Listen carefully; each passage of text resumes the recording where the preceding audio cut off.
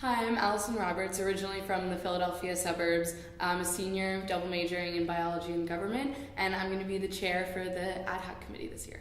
Hi, my name is Rachel. I graduated in 2014 with a degree in government. I currently reside in the Washington, D.C. area.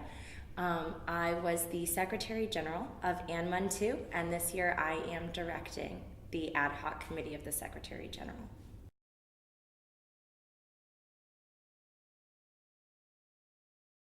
This year, the Ad Hoc Committee is working to create a much more realistic experience for the delegates. We've been working with government agencies and other players outside of the William and Mary community to make sure that our delegates have a very authentic experience that really mirrors things that are going on in the real world at this time. But don't worry, none of that authenticity will in any way impede on the fun you're used to in Ad Hoc. We have a lot of really great crises already set up for you and are really working in advance to make sure this is an incredibly high caliber, high octane experience. So the second question is, delegates are going to see a bit of a twist in this year's Ad Hoc. Can you elaborate a little bit on what's going to be different structurally about this committee, which is documents. Yeah. And you're starting on this one. Okay, I can start this one.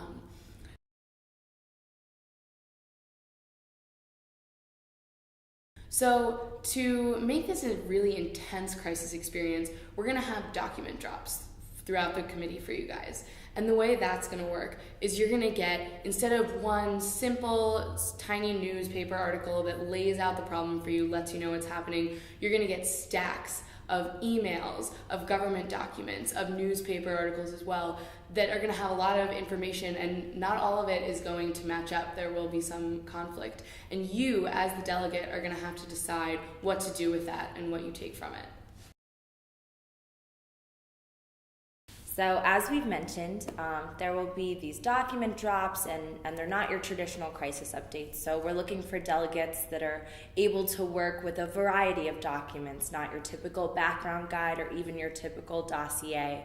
We're going to be handing our delegates a lot of information, and we're looking for individuals who are able to work quickly through that at a level that we know we can expect from Ad Hoc delegates.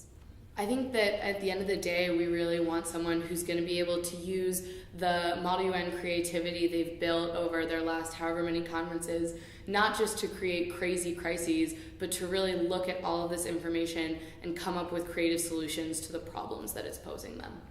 Hi, I'm Taylor. I'm a senior at the college. I'm studying government and public health.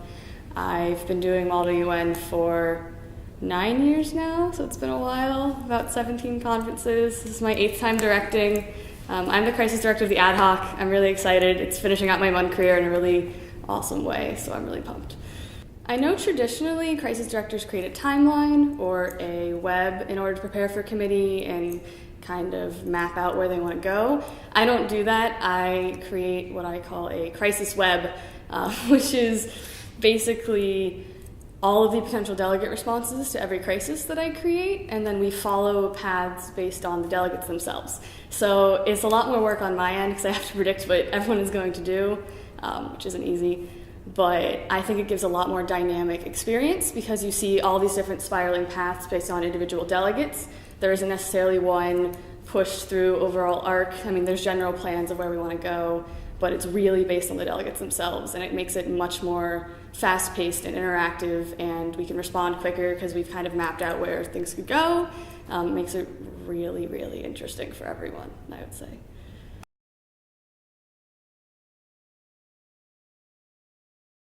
So my vision for this committee is to make it very intelligence-based, which is something I think we don't see in MUN very often. So we're going to have document drops instead of major crises, in which the delegates themselves get to analyze raw information and pull out what's important. So it relies on the delegates to kind of look through and say, oh, okay, this is something that I should respond to, I can discard that.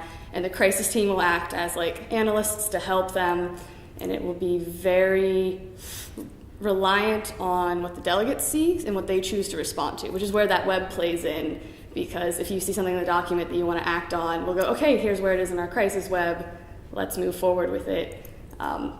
It's interesting. It's going to be really rough for the first one, I think. We're going to give everyone like 100 pages of documents and just say, all right, let's go. Let's see how you can analyze. And it'll make it very fun, I think. Just fun. I think my biggest piece of advice is don't be afraid to get creative. We've put little red herrings in places. We have this expansive network of how this could potentially play out. There is no one final answer. So get creative, get excited, get out of the box. I want to see things coming into the crisis room that are very, very creative and new and will challenge us so that we can challenge you back. See you in March. Excited to see you in March.